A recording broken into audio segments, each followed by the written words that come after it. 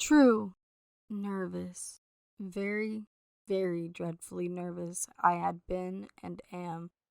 But why will you say that I am mad? The disease had sharpened my senses, not destroyed, not dulled them. Above all was the sense of hearing acute. I heard all things in the heaven and in the earth. I heard many things in hell. How, then, am I mad? Hearken and observe how healthily, how calmly I can tell you the whole story. It is impossible to say how first the idea entered my brain, but once conceived, it haunted me day and night. Object there was none. Passion there was none. I loved the old man. He had never wronged me. He had never given me insult. For his gold I had no desire. I think it was his eye. Yes, it was this. He had the eye of a vulture, a pale blue eye with a film over it. Whenever it fell upon me, my blood ran cold, and so by degrees, very gradually, I made up my mind to take the life of the old man, and thus rid myself of the eye forever. Now this is the point. You fancy me mad. Madmen know nothing. But you should have seen me. You should have seen how wisely I proceeded, with what caution, with what foresight, with what dissimulation I went to work. I was never kinder to the old man than during the whole week before I killed him, and every night, about midnight, I turned the latch of his door and opened it, oh, so gently. And then, when I had made an opening sufficient for my head, I put in a dark lantern, all closed, that no light shone out, and then I thrust my head in. Oh, you would have laughed to see how cunningly I thrust it in. I moved it slowly, very, very slowly, so that I might not disturb the old man's sleep. It took me an hour to place my whole head within the opening, so far that I could see him as he lay upon his bed. Ha! Would a madman have been so wise as this? And then, when my head was well in the room, I undid the lantern cautiously. Oh, so cautiously, for the hinges creaked. I undid it just so much that a single thin ray fell upon the vulture eye, and this I did for 7 long nights, every night just at midnight. But I found the eye always closed, and so it was impossible to do the work, for it was not the old man who vexed me, but his evil eye. And every morning, when the day broke, I went boldly into the chamber and spoke courageously to him, calling him by name in a hearty tone, and inquiring how he has passed the night. So you see he would have been a very profound old man, indeed, to suspect that every night, just at 12, I looked in upon him while he slept. Upon the 8th night, I was more than usually cautious in opening the door. A watch's minute hand moves more quickly than did mine. Never before that night had I felt the extent of my own powers, of my sagacity. I could scarcely contain my feelings of triumph. To think that I was there, opening the door, little by little, and he not even to dream of my secret deeds or thoughts. I fairly chuckled at the idea, and perhaps he heard me, for he moved on the bed suddenly, as if startled. Now you may think that I drew back, but no.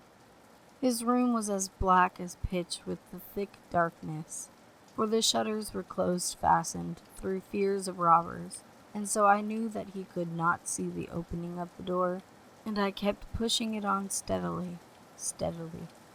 I had my head in, and was about to open the lantern, when my thumb slipped upon the tin fastening, and the old man sprung up in bed, crying out, "Who's there?" I kept quite still and said nothing. For a whole hour I did not move a muscle, and in the meantime I did not hear him lie down. He was still sitting up in the bed listening, just as I have done, night after night, hearkening to the death watches in the wall. Presently I heard a slight groan, and I knew it was the groan of mortal terror. It was not a groan of pain or of grief. Oh no! It was the low, stifled sound that arises from the bottom of the soul when overcharged with awe. I knew the sound well. Many a night, just at midnight, when all the world slept, it has welled up from my own bosom, deepening, with its dreadful echo, the terrors that distracted me. I say I knew it well. I knew what the old man felt, and pitied him, although I chuckled at heart.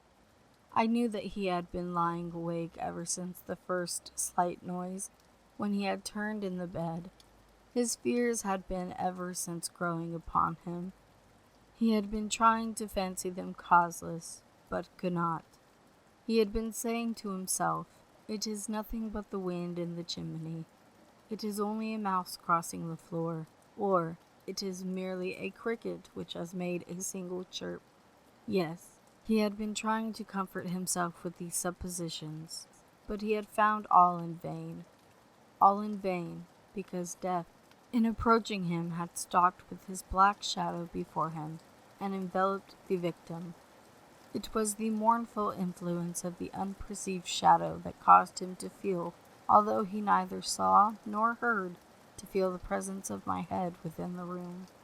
When I had waited a long time, very patiently, without hearing him lie down, I resolved to open a very, very little crevice in the lantern.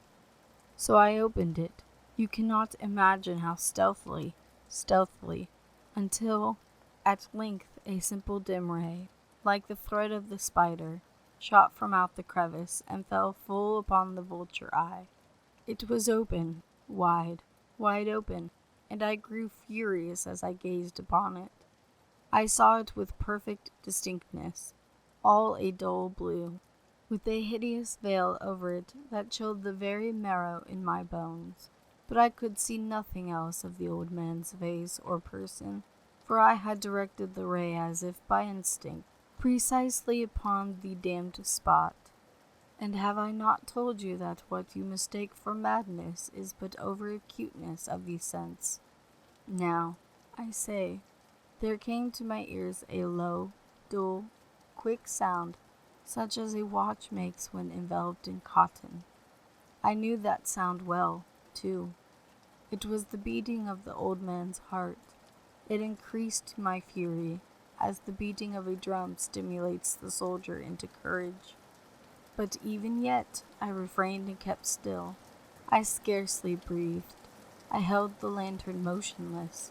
I tried how stealthily I could maintain the ray upon the eye. Meantime the hellish tattoo of the heart increased. It grew quicker and quicker, and louder every instant. The old man's terror must have been extreme. It grew louder, I say, louder every moment. Do you mark me well? I have told you that I am nervous. So I am. And now at the dead hour of the night, amid the dreadful silence of that old house, so strange a noise as this excited me to uncontrollable terror. Yet, for some minutes longer I refrained and stood still, but the beating grew louder. I thought the heart must burst, and now a new anxiety seized me. The sound would be heard by a neighbor. The old man's hour had come. With a loud yell, I threw open the lantern and leaped into the room. He shrieked once only.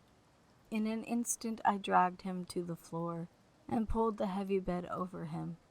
I then smiled gaily, to find the deed so far done, but for many minutes the heart beat on with a muffled sound. This, however, did not vex me. It would not be heard through the wall. At length it ceased. The old man was dead. I removed the bed and examined the corpse. Yes, he was stone dead. I placed my hand upon the heart and held it there many minutes. There was no pulsation. He was stone dead. His eye would trouble me no more. If you still think me mad, you will think so no longer when I describe the wise precautions I took for the concealment of the body. The night waned, and I worked hastily, but in silence. First of all, I dismembered the corpse. I cut off the head and the arms and the legs. I then took up 3 planks from the flooring of the chamber and deposited all between the scantlings. I then replaced the boards so cleverly, so cunningly, that no human eye, not even his, could have detected anything wrong. There was nothing to wash out, no stain of any kind, no blood spot whatever. I had been too wary for that. A tub had caught all. Ha! Ha! When I had made an end of these labors, it was 4 o'clock, still dark as midnight. As the bell sounded the hour, there came a knocking at the street door. I went down to open it with a light heart, for what had I now to fear? There entered 3 men, who introduced themselves with perfect suavity as officers of the police. A shriek had been heard by a neighbor during the night. Suspicion of foul play had been aroused. Information had been lodged at the police office, and they, the officers, had been deputed to search the premises. I smiled, for what had I to fear? I bade the gentleman welcome. The shriek, I said, was my own in a dream. The old man, I mentioned, was absent in the country. I took my visitors all over the house. I bade them in search well. I led them, at length, to his chamber. I showed them his treasures, secure, undisturbed. In the enthusiasm of my confidence, I brought chairs into the room, and desired them here to rest from their fatigues, while I myself, in the wild audacity of my perfect triumph, placed my own seat upon the very spot beneath which reposed the corpse of the victim. The officers were satisfied. My manner had convinced them. I was singularly at ease.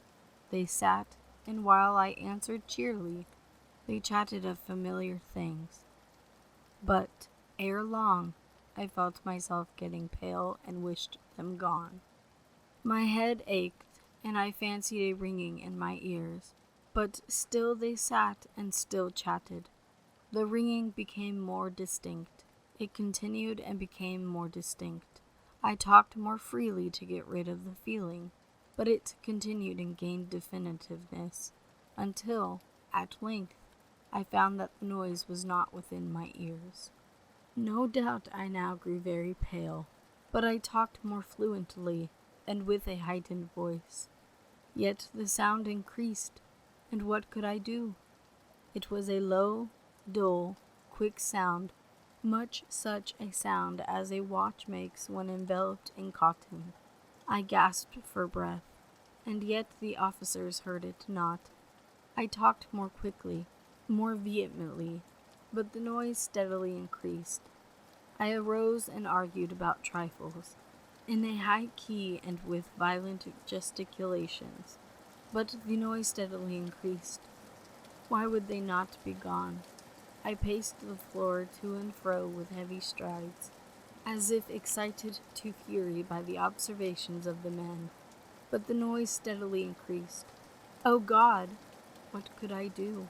I foamed, I raved, I swore.